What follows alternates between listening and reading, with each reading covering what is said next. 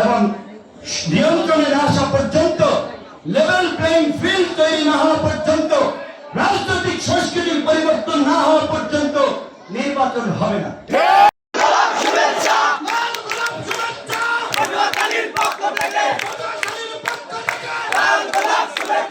এই ছাত্র জনতা আপনার পক্ষে রয়েছে। এই ছাত্র জনতা প্রয়োজনে আবারও রাজপথে বুক চিতিয়ে দিবে। তার প্রতিটা জেলাতে তার সাংগঠনিক স্ট্রাকচার আছে। বাংলাদেশের প্রতিটি জেলায় তার হোল্ডিং নাম্বার আছে, তার প্রতিটি জেলায় তার কর্মীরা আছে। এই দেশে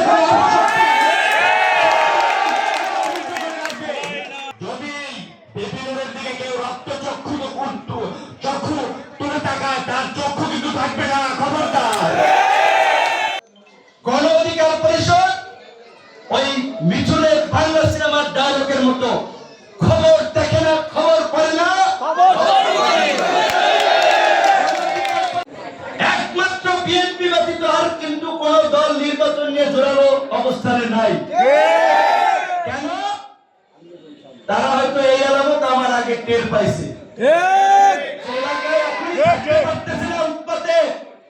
আমি টের পাইছি এলাকায় আইসা, তাহলে বলছি যে ঢাকায় যাইয়া কয়েকবার ডক্টর ইউনূসের সামনে জোরালো ভাবে নির্বাচনের পক্ষে যে বক্তব্য দিয়েছিলাম, এইবার ইউনূস সাহেবের সামনে আগামীকালকে থেকে জাতীয় ঐক্যমত্যের মিটিং হচ্ছে। ক্ষমা চাইতে হবে যে স্যার, নির্বাচন আপনি যখন মনে করবেন উপযুক্ত পরিবেশ তৈরি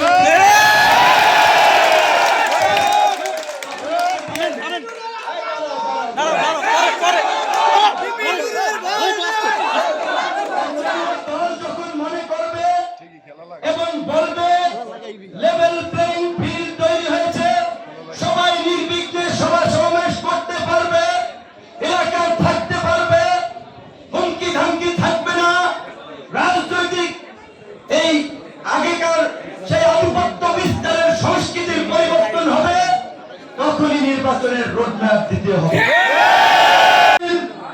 আওয়ামী লীগের পরিণতি থেকে শিক্ষা নিন।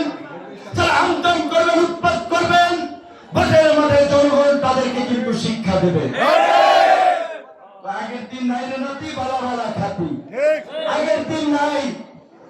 কেন্দ্র দখল করে সিল পিড়াইয়া এমপি হইবেন, উপজেলা চেয়ারম্যান, মেয়র হইবেন, ওই দিন আর নাই। কাউকে খাইয়ে ফেলাইছে।